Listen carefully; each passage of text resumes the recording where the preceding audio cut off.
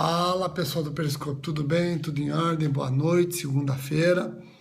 Olha só quantas mensagens. São Pedro da Aldeia, Rio de Janeiro, que legal, bem-vindo. Colatina, Espírito Santo.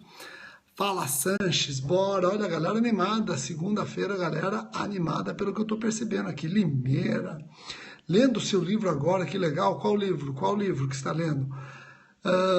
Tá aqui Brasília, Maranhão, muito legal. Já estamos com quase 1000 pessoas assistindo ao vivo, hein? Quase 1000 pessoas assistindo ao vivo. Hoje eu quero trabalhar com vocês um pouco a fase oral de concurso público. Rogério, eu sou obrigado a passar por essa fase? Dependendo do concurso que você vai prestar, sim. Aliás, eu percebo que cada vez mais concursos que não tinham a fase oral estão introduzindo essa etapa no certame. Por exemplo, concurso para a Polícia Federal está introduzindo a fase oral também. Então é uma fase inevitável para aquele que quer ser aprovado em concurso. Eu até vou pedir para vocês continuarem com o coração. Temos muita gente ao vivo, isso aumenta a chance de travar o vídeo, tá ok? Então vamos fazer o seguinte, pessoal. Vamos então parando as mensagens, vamos parando as mensagens, e aí eu já começo a trabalhar com vocês dicas para a fase oral. Isso, vamos lá, os coraçõezinhos são importantes para eu saber que o vídeo não travou, tá joia? Agora vejam, antes de começar a falar da fase oral, até para vocês irem se preparando aí para o vídeo, os coraçõezinhos, isso, ótimo, então o vídeo continua firme e forte aqui. Eu fico dando essas dicas para vocês e eu quero que vocês depois reflitam, adaptem o que eu falo com a sua realidade, com o seu método de estudos, com o seu costume. Fica tranquilo, isso aqui não é uma regra absoluta. O que eu vou falar tem muito da minha experiência que deu certo para mim. Você vai adaptar, obviamente, para a sua realidade, para aquilo que você concorda e discorda. Hoje mesmo eu recebi a ligação de uma aluna que falou o seguinte: Rogério, a gente já vem conversando sobre preparação de concurso há algum tempo. Falou, eu apliquei aquele método que você explicou lá no Periscope a respeito de realização da primeira fase de concurso. Estão lembrados? Eu fiz um vídeo dando dicas sobre como trabalhar na primeira fase de concurso. Estão lembrados disso? Pois é, ela aplicou aquelas dicas no seu dia a dia. Ela pôde perceber que algumas coisas ela achou interessante, outras não. Alguns pontos ela adaptou, outros pontos não. E principalmente, ela percebeu que tudo foi melhorando conforme o treino. O concurso público é treino, você vai ter que treinar. E fase oral não é diferente. Bom, então vamos lá, já vi até um aluno colocando que para ele fase oral é inconstitucional, etc. Tal. Infelizmente, a fase oral ela vai ser realidade em todos os concursos. Por quê? A fase oral ela tem uma finalidade óbvia, precípua. A fase oral ela busca peneirar entre aqueles que passaram da segunda ou terceira fase, a depender do concurso, para a fase oral, ela busca peneirar o vocacionado. Pessoal, o concurso público deveria se resumir a isso. O concurso público deveria se resumir a pensar o vocacionado. E nós sabemos que muitas vezes o concurso público, com umas perguntas malucas, ele faz tudo menos pensar o vocacionado. Ele está querendo quase que selecionar um douto, um mestre, um doutor em direito, quando não é essa a finalidade do concurso público. A finalidade do concurso público é, repito, selecionar o vocacionado. E a fase oral, ela acaba sendo um importante instrumento de seleção desse vocacionado. Vejam, a fase oral, eu sei que ela tem formatos diferentes a depender do concurso, a depender do estado, etc. Mas a fase oral, ela é basicamente uma sabatina. Tem formas diferentes de sabatinar. São formatos diferentes a depender do concurso ou do estado. Mas, em apertada síntese, a fase oral é uma sabatina. É uma sabatina. É o momento de você demonstrar o seu conhecimento oralmente. Até agora você estava respondendo tudo por escrito. Primeira fase, em princípio a prova é objetiva, tem concurso que a prova é escrita, como o do Rio de Janeiro, o MP do Rio de Janeiro. Segunda fase, aí a prova é discursiva. E a prova oral, o nome já diz tudo, você vai ser sabatinado, explorado no seu conhecimento de forma oral. Bom, primeira coisa importante, eu quero começar a desmistificar a prova oral. Por quê? Porque muitos alunos falam para mim o seguinte: Rogério, a prova oral é a mais difícil, não é? Cuidado, pessoal, a fase oral, a prova oral, não é a mais difícil. A prova oral, se você parar para pensar, é a prova mais fácil. Eu sei que você deve estar aí discordando, se insurgindo com o que eu acabei de falar, mas eu vou provar. Eu vou provar para vocês que a prova oral é a mais fácil. Nós é que tornamos a prova oral a mais difícil. Isso é diferente. Então, a prova oral é a mais fácil. Você é que transforma a fase oral na mais difícil, fantasiando situações mil. Vejam, vamos pegar aqui, por exemplo, o MP de São Paulo. O MP de São Paulo, primeira fase, 15 mil candidatos. 15 mil candidatos passam para a segunda fase 600, vamos imaginar. Estou aqui trabalhando com números aproximados. 15 mil candidatos na primeira fase passam para a segunda 600, 700, 800 candidatos. Então, reparem quantos candidatos são eliminados na primeira fase. São eliminados na primeira fase 14 mil, exatamente. Ó, um candidato falou, o problema é o nervosismo. Uma colega nós já falou, eu já vou explicar isso. Ó. Então vejam que na primeira fase, você tem grande chance de ficar entre os 14.200 candidatos. 14.200 candidatos que não são aprovados. E por que a primeira fase não te deixa tão nervoso? Porque a primeira fase é teste, normalmente é teste. E você não fica exposto como é exposto numa prova oral. Compreendeu? Então, a primeira fase, ela é uma fase que elimina muito mais do que a prova oral e você não fica tão nervoso. Porque você vai se deparar com prova-teste e você não se expõe tanto quanto uma prova oral. Da segunda fase para a prova oral, se são 800 candidatos, passam 150. Ou seja, 600 e tantos candidatos ficaram na segunda fase. Eliminou bastante. Para a fase oral foram 150. E desses 150, só 50, 70 vão ser eliminados. Então a prova oral é a que menos elimina. E é a que você mais tem medo.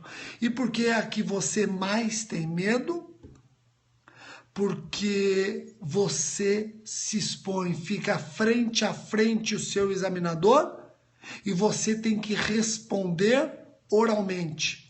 Você não tem rascunho. Aliás, o seu rascunho é um rascunho mental. O seu rascunho é um rascunho mental. E a gente não treina esse rascunho mental. E aí a gente se depara com uma fase que não está acostumado. E é claro que o nervosismo triplica, quadriplica, porque você está com um pé dentro e outro na casca da banana. Você está quase sendo aprovado e você não aceita, numa fase oral, ser reprovado. Você não aceita na fase oral ser reprovado. É muito difícil você aceitar numa prova oral ser eliminado e ter que retomar todos aqueles procedimentos, todos aqueles obstáculos, todas aquelas etapas de um concurso público. Você não aceita voltar a fazer prova-teste. Você não quer voltar mais a concorrer com 15 mil candidatos.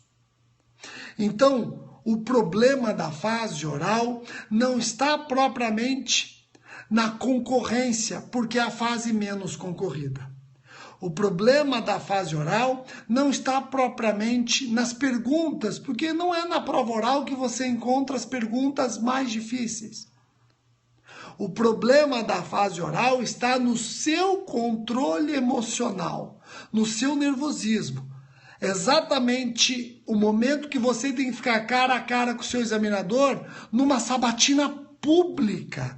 Na minha fase oral, foi uma excursão da Faculdade de Direito de Bauru. Eu tive que ser sabatinado com mais de 200 pessoas assistindo. E o seu concorrente também assistindo, e acredita em mim, o seu concorrente não está torcendo para você ir bem. Ah, eu estou torcendo para todo mundo ir bem. Mentira. Hipócrita, mentira. Você não quer que ele vá mal, mas você quer ir melhor que ele, porra. Você está numa concorrência, vai fazer o quê? Bom, vamos tentar então trabalhar isso aqui neste vídeo. A primeira coisa que você tem na fase oral é que demonstrar postura. Antes de mais nada, postura. Você tem que ter postura na fase oral. Você não pode ficar numa fase oral, seja ela de pergunta e resposta, seja ela uma fase em que você sorteia o ponto antes, seja ela uma prova de tribuna. Eu falei para vocês que o formato depende do concurso, depende do estado. Mas, em resumo, você tem sabatina. Nessa sabatina, você tem que demonstrar postura. Quando eu digo que você tem que demonstrar postura, o que eu quero dizer com isso? Eu quero dizer que você não pode ficar extremamente introvertido. Você não pode ficar extremamente introvertido. Você não pode se sentir acuado com o momento, que isso diz muito a respeito de quem você é e para o cargo que você quer assumir. Você também não pode se colocar arrogante. A arrogância é péssima. Você tem que estar convencido, no bom sentido, de que domina a matéria. Você não chegou naquela fase de paraquedas. Você demonstrou conhecimento nas fases anteriores. Então você tem que estar convencido de que sabe bem, está pronto para ser sabatinado, mas ao mesmo tempo respeitar o momento, demonstrar compromisso com o momento. O momento é um momento delicado e importante. Você está quase sendo aprovado e ao mesmo tempo você não tem garantias nenhuma da aprovação. Você tem que estar convencido de que sabe, tem que estar comprometido com o momento e, ao mesmo tempo, humildade. Mostrar para o examinador que, apesar de você se sentir preparado, é claro que tem assuntos que você ainda não domina. Já vou explicar até para vocês, daqui a pouquinho, como demonstrar tudo isso. Ó, compromisso com o momento. Compromisso com o momento. O compromisso com o momento não te permite arrogância. Agora, você tem que demonstrar que tem postura, tem firmeza, está convencido de que domina a matéria, não vai ficar acuado. Por quê? Imagina uma pessoa querendo prestar concurso para o Ministério Público, por exemplo, e numa fase oral sentir-se desde logo derrotado. Isso é horrível para quem quer prestar um concurso para o Ministério Público. Agora vejam, olha que interessante. Rogério, a fase oral tem todo um clima, não tem? Tem todo um clima. E esse clima, ele exige de você, por exemplo, uma roupa de acordo com esse clima. Rogério, você vai falar um pouquinho de roupa? Claro! Eu vou falar um pouquinho de roupa porque eu tenho o hábito de preparar alunos para a fase oral. Eu já fiz vários cursos preparatórios para a fase oral. E uma coisa que eu faço, já vou explicar, pessoal, fiquem tranquilos que muitas perguntas que vocês estão fazendo tá aqui no roteiro que eu montei para vocês. Fiquem tranquilos, até os simulados eu vou conversar. Então fiquem tranquilos. Tudo isso que vocês estão perguntando tá coincidindo com o roteiro que eu montei para vocês. Preste atenção. Olha só que interessante. Quando eu falo de roupa, eu faço costumeiramente, habitualmente, um curso preparatório para a fase oral. E nesse curso preparatório para a fase oral, eu peço para o aluno comparecer no curso, de preferência, vestido exatamente como ele vai para a fase oral. E acreditem quanto João sem noção existe. Eu já me deparei com um candidato que foi com a roupa que ele pretendia fazer a fase oral. E aqui não é dar uma de Ronaldo Esper, alfinetar a pessoa, mas tem pessoas que não têm noção. Ele ficava simulando fase oral comigo e algo me incomodava da gravata dele e eu pedi, que gravata é essa? Deixa eu ver, ele abriu, era uma gravata. Quem fez curso de fase oral comigo já ouviu essa história. Ele tinha uma gravata do Pernalonga, é que estava escondida porque o terno estava fechado. E eu estava enxergando uma coisa laranja que era a bola que o Pernalonga estava arremessando num cesto. Falei para ele, você vai com essa gravata? Ah, professor, é a minha da sorte. Falei, da tua sorte? Você quer se fuder? Você está louco? Gravata do Pernalonga? Então, se ela te dá sorte, deve te dar sorte na balada. Continua usando na balada, não numa fase oral. Se ela tivesse dado sorte na fase oral, você não estava aqui fazendo um curso comigo que já tinha passado. Então, ela não está te dando sorte na fase oral. Usa na balada. Vejam que absurdo. Roupas das mulheres também. Roupa comedida. Então, a roupa não pode chamar a atenção. O que tem que chamar a atenção é o seu conhecimento. Você tem que chamar a atenção dos examinadores com o seu conhecimento, não pela sua roupa. Ai, eu detonei na roupa. Ótimo, ótimo. Mas, infelizmente, a tua roupa, ela falou mais alto que o teu conhecimento. E a tua roupa não te aprovou. Tá? Então, a tua roupa é discreta. Você não pode chamar a atenção pela roupa. Claro que não. Tá ok? Joia? Então essa é uma dica importante que eu gosto de dar para vocês irem trabalhar. Homens, por exemplo. Poxa, você vai na fase oral, até parece um exército. Todo mundo trajado quase que de maneira uniforme. Homens de terno escuro, camisa branca, gravata sem muito detalhes. Pronto. É o basicão. Mulheres também. A mulher não pode chamar atenção pela roupa dela. Nós já tivemos no curso de fase oral a mulher aparecendo com uma roupa como se estivesse indo para uma formatura. Como se estivesse, você está com brincadeira. Tá ok? Joia? Bom, vamos lá. Rogério, numa fase oral, é importante descobrir os examinadores? Muito importante, eu até anotei aqui, né, que é muito importante você saber quem são os seus examinadores na fase oral. Muito importante. Saber quem é o examinador, teses que ele defendeu. Dificilmente examinadores que têm livros escritos, teses conhecidas, eles exploram essas teses nas provas escritas. Dificilmente. Normalmente, os examinadores que têm livros escritos, teses conhecidas, vão explorar esses livros, essas teses, na fase oral. Então, fiquem espertos com examinadores, doutrinadores, que é na fase oral que eles vão explorar os livros dele. Ainda que não explorem, você faça menção aos livros dele nas suas respostas. Isso pega bem. Isso chama a atenção dele. Compreendeu? Joia? Então é muito importante você conhecer os seus examinadores. Eu já quero alertá-los que os examinadores, eles muitas vezes encarnam personagens. Quem assistiu fase oral vai concordar comigo Quem já assistiu fase oral vai concordar comigo. Examinadores, parece que eles encarnam um personagem. Tem o examinador malzinho, tem o examinador bonzinho, tem o examinador que você responde e não olha pra tua cara. Parece que eles encarnam um personagem. E às vezes eles acabam admitindo, acabam vestindo essa roupagem e cada um tem o seu papel para avaliar a sua vocação. Então fica esperto com isso que a gente já vai comentar um pouco mais daqui a pouco.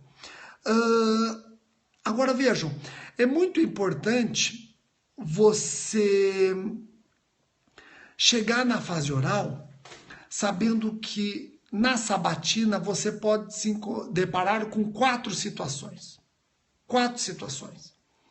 E olha, até um aluno aqui, uma aluna, ela fala, Rogério, isso é para destruturar qualquer um, né? Sim. Você não pode esquecer que seus examinadores, na fase oral, já têm o seu exame psicotécnico. Os seus examinadores na fase oral já têm seu exame psicotécnico. Então, o seu exame psicotécnico já está dizendo para o seu examinador se você é uma pessoa insegura. Já está dizendo para o seu examinador se você é uma pessoa arrogante. A fase oral, o seu examinador já tem o seu retrato psíquico. E em cima desse retrato psíquico, ele vai dizer, se você é uma pessoa insegura, você pode esperar aquela postura do examinador dizendo o seguinte, tem certeza, doutora? Ainda que você esteja correta, ele vai perguntar isso. Porque no seu exame diz que você é uma pessoa insegura.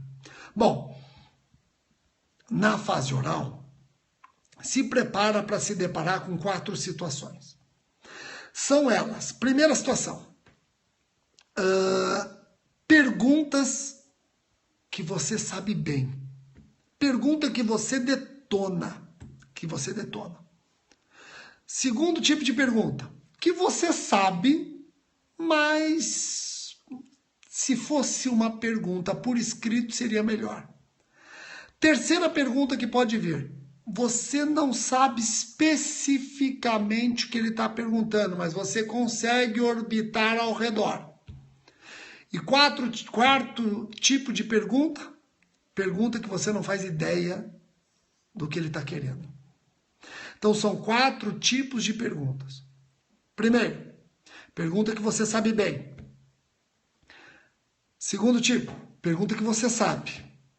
Terceiro tipo, você sabe orbitar na matéria, mas não está conseguindo captar especificamente o que ele quer. E quarto, você não tem ideia do que ele está perguntando. E eu vou te explicar o que fazer em cada uma dessas hipóteses, então prestem atenção. Prestem atenção. Já vou falar isso, se dá para pedir para reformular a pergunta. Preste atenção. Primeira coisa, Rogério, pergunta que você domina bem. O que fazer? É sair por aí vomitando a resposta? Não. Você precisa, antes de responder qualquer pergunta, respirar. Acredita em mim, é importante respirar. No edital não está dizendo que você não pode respirar. Respira antes de responder. Raciocina, faça um rascunho mental, organiza a sua resposta. Se você sai vomitando a resposta, mesmo numa pergunta que sabe bem, depois de 15 segundos respondendo, você trava, porque você percebe que não tem nexo. Então respira, faça o rascunho mental. O seu examinador te perguntou o que é tipicidade? Respira. E aí você vomita a tipicidade para ele. E como que você vomita a tipicidade? Fala tudo o que você sabe de tipicidade. Fala não apenas tipicidade, mas espécies de tipicidade. Não simplesmente diga que tipicidade penal é um requisito do fato típico, operação fato tipo penal. Não, vai além, diga que tipicidade é uma operação de ajuste fato-norma, é um dos requisitos do fato típico. A tipicidade pode ser formal, pode ser material, aliás, tem os adeptos da tipicidade conglobante, explique tipicidade conglobante, fala do princípio da significância como uma das hipóteses de exclusão da tipicidade material, explica, e vai embora, vejam só, mas faça o rascunho mental e aí detona tudo que você puder a respeito de tipicidade. E se você puder, Avança, porque quando você avançar, pode o seu examinador aproveitar a carona do que você avançou e engatar uma pergunta dentro do assunto que você está dominando. Você não deixa ele ir para um assunto que você não domina. Isso aconteceu na minha fase oral. Eu sempre gosto de me usar como testemunha. Na minha fase oral, eu sei que eu estou demorando um pouco nesse vídeo, é inevitável, viu, pessoal? É inevitável, eu não gosto de demorar nos vídeos do Periscope, mas esse aqui é inevitável, eu já peço desculpas. Eu não vou dividir em duas partes, vou fazer um vídeo só.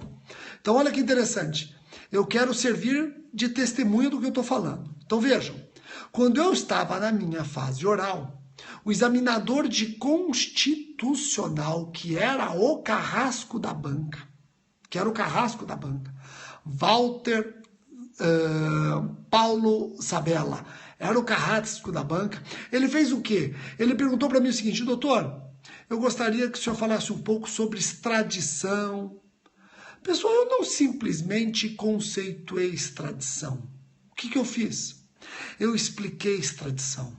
Falei quando que a extradição era possível. Falei em que hipóteses nós admitimos extradição de brasileiro naturalizado. Quando que não admitimos extradição? Qual era o procedimento da extradição?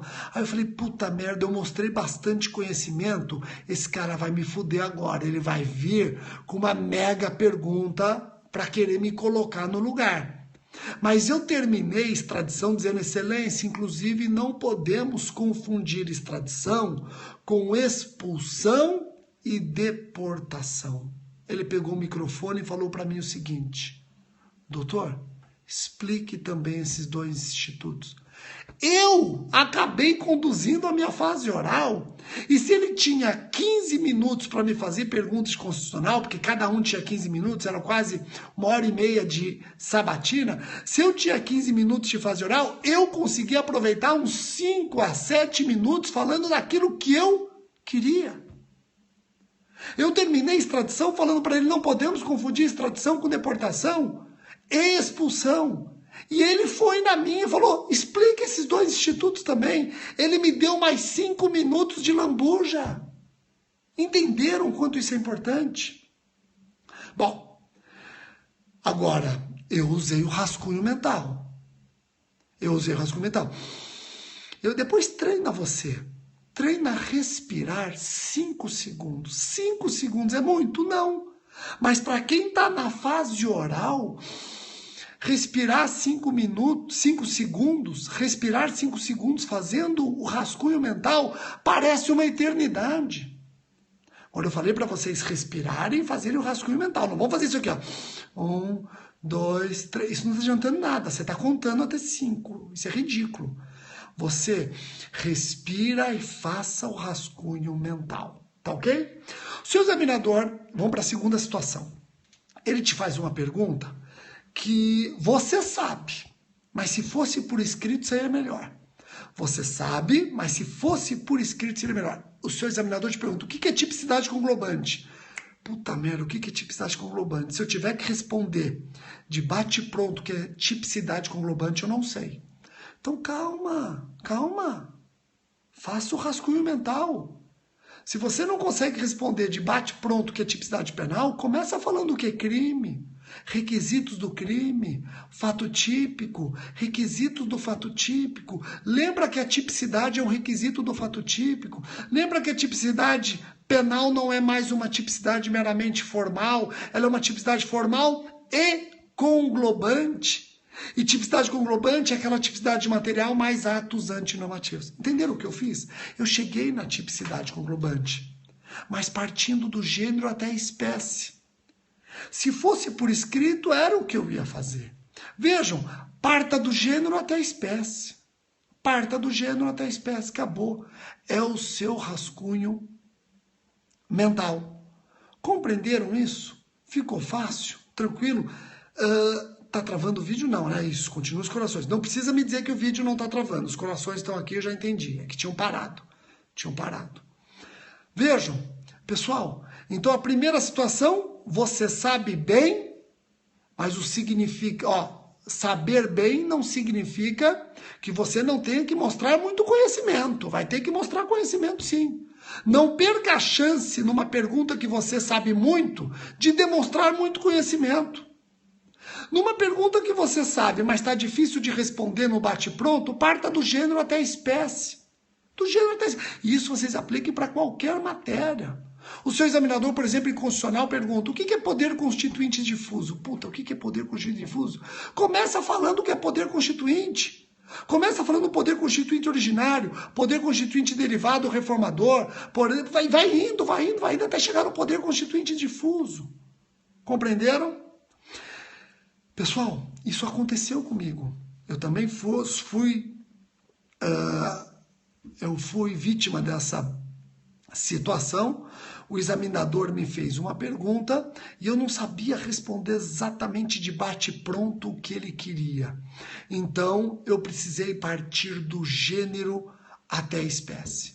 O meu examinador de penal, ele pediu para eu falar um pouco sobre o estado de necessidade exculpante. Falei, puta, de bate-pronto tá foda.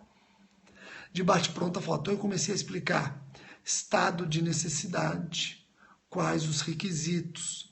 E quando eu cheguei na proporcionalidade, aí eu diferenciei as duas teorias, teoria diferenciadora e a teoria unitária. E na teoria diferenciadora eu entrei no estado de necessidade desculpante. Eu parti do gênero até a espécie. E pronto. Ok? Vamos para a terceira situação? A terceira situação, ele te faz uma pergunta que você não sabe especificamente o que ele pergunta, mas você consegue orbitar no tema. Você não vai simplesmente jogar a toalha porque não sabe especificamente o que ele pergunta. Você vai orbitar e demonstrar conhecimento. Não é o momento de você demonstrar conhecimento? Você não demonstra conhecimento algum falando o não me recordo, excelência. Ele não consegue te avaliar em nada, o não me recordo. Rogério, então o que eu devo fazer? Mostra conhecimento mesmo nesse caso. O teu examinador te pergunta: doutor, o que é tipicidade conglobante? Puta, não sei. Mas eu sei o que é tipicidade. Então fala o que é tipicidade. Explica os requisitos do crime. Explica que você sabe que a tipicidade penal, ela está dentro do fato. Por quê? Porque apesar de você não ter respondido exatamente o que é tipicidade penal, da espécie conglobante, tipicidade conglobante, você explicou o que é tipicidade e ele pôde te avaliar.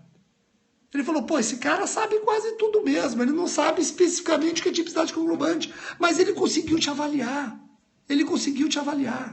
Você demonstrou conhecimento suficiente para ele te avaliar, ainda que não seja a nota máxima, você ganhou nota. Vejam, Antônio Scaranci Fernandes foi examinador 4 vezes. Membro do Ministério Público de São Paulo, foi examinador do MP de São Paulo. Depois que ele se aposentou, ele foi examinador da Magistratura Federal. E ele dizia isso. Falava, evitar o não me recordo, porque no não me recordo eu, examinador, não consigo te avaliar em nada. Então, numa pergunta começa o que é tipicidade conglobante, eu não sei o que é tipicidade conglobante, não diga não me recordo. Começa a falar da teoria do crime, fala de tipicidade, demonstra o que você sabe sobre os assuntos periféricos ao tema que ele perguntou. Compreenderam? Joia! Fácil. Agora, a quarta e última situação, que é foda, né? Qual é a situação? O examinador faz uma pergunta que você não tem ideia do que ele está perguntando. Nós já trabalhamos aqui, por exemplo, crime plástico e o cacete. Puta, quando vem essa situação, a primeira coisa que você tem que pôr na tua cabeça. O seu examinador sabe que está te fazendo uma pergunta mega. Ele sabe que essa pergunta não é qualquer pessoa que responde. Essa pergunta não é a pergunta que vai diferenciar o vocacionado do não vocacionado. Então você já fica tranquilo. Não é a pergunta que você tem que se sentir derrotado. Não é. Essa pergunta ela foi feita para ver a sua postura no momento de extrema adversidade. O obstáculo ele foi colocado ali não para ser vencido. Fica tranquilo, um examinador que vai para uma fase oral, como aconteceu agora no MP do Mato Grosso do Sul, e pergunta o que é crime de plástico, ele sabe que 99% dos candidatos não sabem responder, mas ele quer avaliar a sua postura. Até que ponto você joga a toalha com facilidade? De que modo você desvencilha? De que modo você vai tentar ultrapassar esse obstáculo que ele colocou? E com isso ele pode, talvez de uma maneira que você não concorda, ele está querendo avaliar se você é um vocacionado ou não. O que é crime de plástico? Não sei, excelência. Não me recordo, excelência. Mas peraí, você nem respirou? Você já jogou a toalha? Que promotor é esse? Que juiz é esse? Que defensor público é esse? Que delegado é esse? Muitos obstáculos vão surgir durante a sua vida como juiz, promotor, defensor, delegado. E esses obstáculos não vão aceitar o não me recordo. Não vão me aceitar o não sei. Você vai ter que vencer.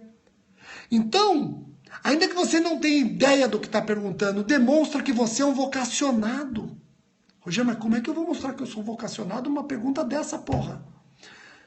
Primeira coisa, você pode olhar para o seu examinador e perguntar, excelência, existe algum sinônimo? E às vezes, a pergunta que parece fácil, a pergunta que parece dificílima, ela é dificílima porque você desconhecia esse termo e o direito, principalmente o direito penal, é repleto dessas pegadinhas, a porra dos sinônimos. Parece uma coisa de outro mundo, quando você vai ver, é um simples sinônimo que você não conhecia. Isso aconteceu no meu concurso. Para um candidato do meu concurso, o examinador perguntou, doutor, fale um pouco sobre as cláusulas três irmãs. Ele, caralho, o que é cláusula três irmãs? Mas ele não jogou a toalha. Ele falou, doutor, excelência, haveria algum sinônimo? Essa expressão eu não conheço. Aí o examinador falou para ele, sim. Estou querendo que o senhor me fale sobre a imperabilidade, a incomunicabilidade e a incomunicabilidade, imperabilidade e a inalienabilidade. É isso que eu quero que o senhor fale. Bom, isso eu sei. Ah, você sabe porque você perguntou se haveria algum sinônimo. Você não jogou a toalha. O candidato que jogou a sua toalha deixou de responder uma pergunta fácil como essa. Compreendeu? Então faça isso. Faça isso. Não tenha medo de conversar com a banca. Não está no edital dizendo que você não pode conversar com a banca. Você pode falar para a banca, excelência. Com o devido respeito, eu nunca ouvi essa expressão, haveria algum sinônimo? Excelência, essa expressão eu nunca ouvi. Estaria relacionada à teoria do crime? Excelência, não tem problema, você está conversando. Se eu sou examinador, eu prefiro muito mais o candidato conversando comigo do que abaixando a cabeça e falando um não me recordo, ou então um silêncio eloquente de derrota. Eu prefiro que ele converse comigo. Ai, mas se o examinador for estúpido, não tem problema. Às vezes ele é estúpido exatamente para ver sua reação. Você seja respeitoso com ele. Agora olha que interessante. Você errou a pergunta. Vamos imaginar aqui agora, eu já falei das 4 situações, preste atenção. Você respondeu uma pergunta e pela cara do examinador, ou até pela intervenção do examinador, você percebe que errou. Rogério, o que eu faço? Você se retrata.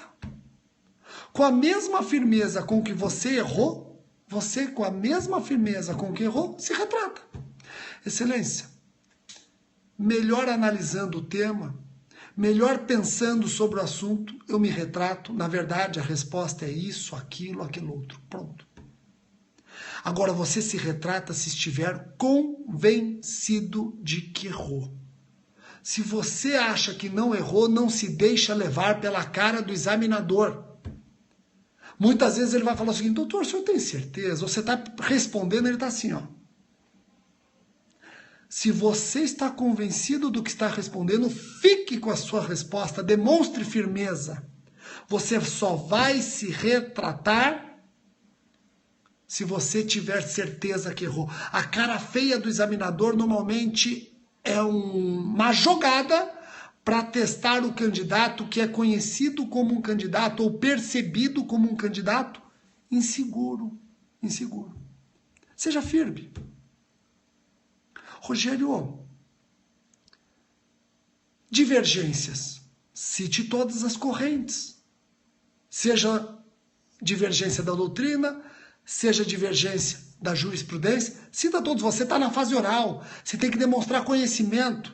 Você não demonstra conhecimento mostrando uma corrente. Você não demonstra conhecimento discorrendo sobre uma tese. Se tem várias correntes, se tem várias teses, você está na fase oral, você tem que falar de todas.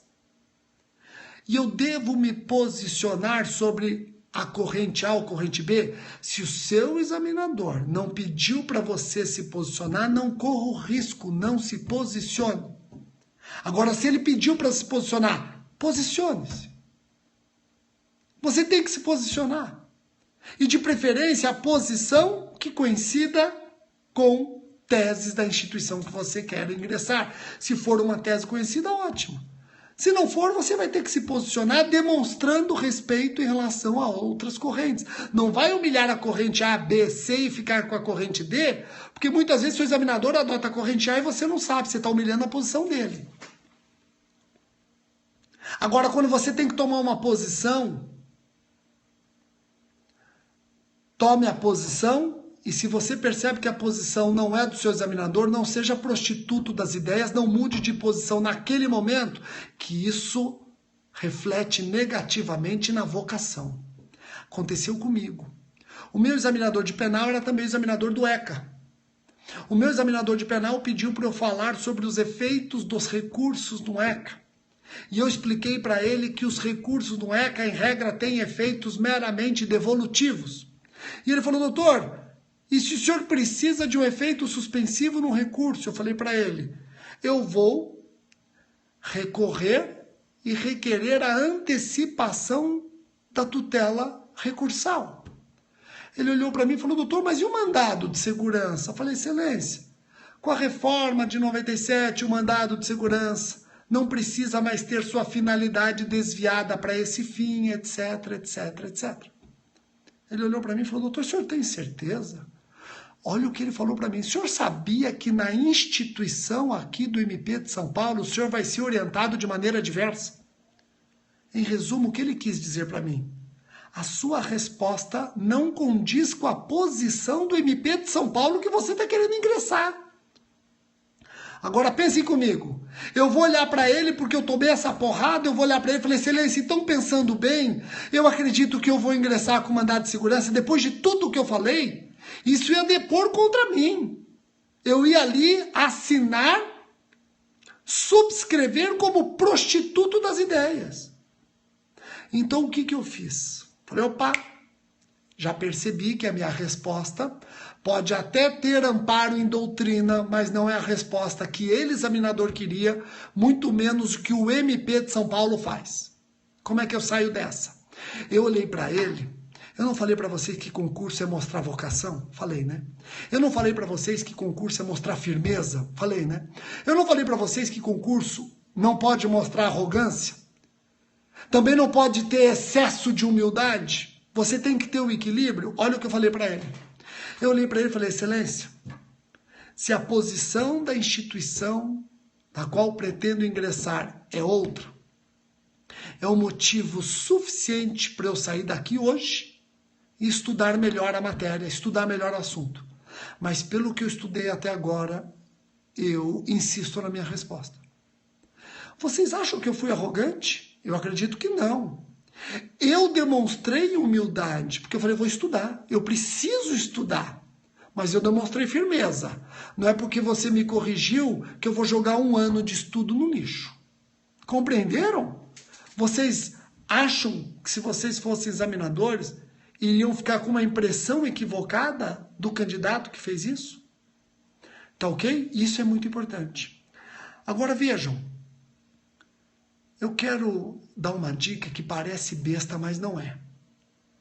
Você normalmente tem 4 a 5 examinadores te olhando. 4 a 5 examinadores te olhando. Então o examinador de penal está fazendo perguntas, os outros examinadores estão lá presentes. Normalmente, tirando um ou outro concurso, a sua sabatina, ela é com todos os examinadores presentes no recinto. O que você vai fazer?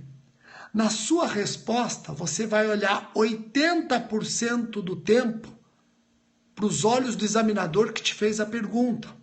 Mas você não vai deixar de olhar para os outros examinadores, principalmente nas respostas que você mais sabe discorrer sobre o tema perguntado. Então, o examinador de penal, fez uma pergunta, 80% do tempo eu olhava para ele, mas eu também olhava para os outros examinadores para chamar a atenção deles, para que eles percebessem que eu estava indo bem naquela resposta.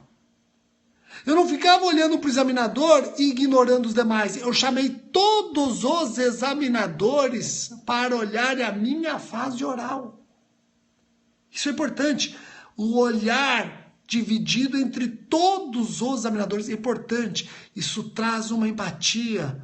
Aquele examinador de civil que viu o quanto você foi bem em penal, ele vai te tratar como um candidato que está esforçado, um candidato que está sabendo. Ele olhou tua fase oral. Ele já percebeu que você é vocacionado. E como vocacionado, ele vai te avaliar. E isso eu acho extremamente importante.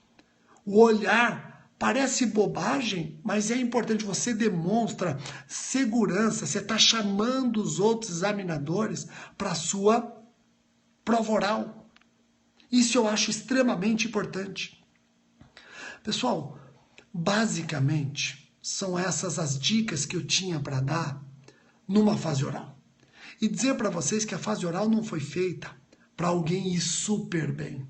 Normalmente a pessoa chega na fase oral e sai dela sentindo que não foi tão bem quanto deveria ou que poderia. Por quê? Porque tem o nervosismo. Pessoal, eu em cursos de fase oral, eu já fiz a mesma pergunta da segunda fase para o candidato, pergunta que ele gabaritou, chegou na pergunta da fase oral, a mesma pergunta da prova escrita, ele não soube responder. Olha que interessante. Então vamos imaginar, caiu na sua segunda fase, o que é culpa imprópria? Se arrebenta na resposta. Chega na fase oral, o que é culpa imprópria? Trava. Porque você está na fase oral, você está se bloqueando. A mesma pergunta que é feita na primeira ou na segunda fase, se ela é repetida na fase oral, a tendência é você travar e até errar, não ir tão bem, porque você coloca travas naquele momento. Eu já cheguei a preparar candidatos para a fase oral da magistratura do Ceará, que na fase oral, a primeira colocada da segunda fase para a terceira fase, da segunda fase para a prova oral, a primeira colocada, estava tão nervosa que eu perguntei o nome da mãe dela, ela engasgou. Juro, o nome da mãe dela, ela engasgou, de tão nervosa. Então, em resumo, eu quero dizer para vocês que é muito importante você controlar o nervosismo. Pratique fase oral com seus colegas, faça simulados. Faça simulados, se coloque na posição de examinador, avaliando o seu colega e depois troca de posição. O seu colega como examinador e você examinado. Treina a resposta se olhando para o espelho, porque muitas vezes se olhando para o espelho, você vai detectando trejeitos que dizem muito. Nossa, sempre que eu pego uma pergunta difícil, eu denuncio fazendo careta, olhando para baixo, olhando para cima. Quando a pergunta é fácil, eu abro o olho. Então, faça isso. Se você tiver um profissional que você confia, eu trabalho muito com a Ana Lúcia Espina, uma fonoaudióloga de Campinas, que é quem faz preparação para a fase oral comigo. A gente trabalha muito simulado de fase oral, treina. Você não treina a prova de primeira fase, você não treina a prova de segunda fase, você tem que treinar a prova oral também. Faz parte do processo. Tá ok? Eu quero agradecer essa audiência de vocês, a companhia de vocês em plena segundona. Eu fiquei aqui quase 1 hora e nós mantivemos o número de alunos assistindo. Muitíssimo obrigado. É um retorno espetacular. Saibam para vocês que é mais prazeroso para mim do que para vocês até saber que eu tenho esse retorno. Muito obrigado mesmo. É muito legal ver que tudo isso que eu estou fazendo está servindo para alguma coisa. Rede social, vocês podem perceber que dificilmente eu uso rede social para bobagens. Não fico dizendo onde eu estou, o que eu estou vendo. Não, a rede social é para isso. É um instrumento junto com os meus livros e minhas aulas lá no CERS para você passar rapidamente no concurso que você almeja. Espero que tenha gostado, espero que este vídeo também tenha sido útil. Amanhã eu volto trabalhando com vocês medida de segurança. Nós já estamos no artigo 96 do Código Penal, não é isso? Amanhã, dicas do artigo 96 do Código Penal. Tá bom, pessoal? Muito obrigado outra vez pela atenção de vocês e até o próximo vídeo. Tchau, tchau.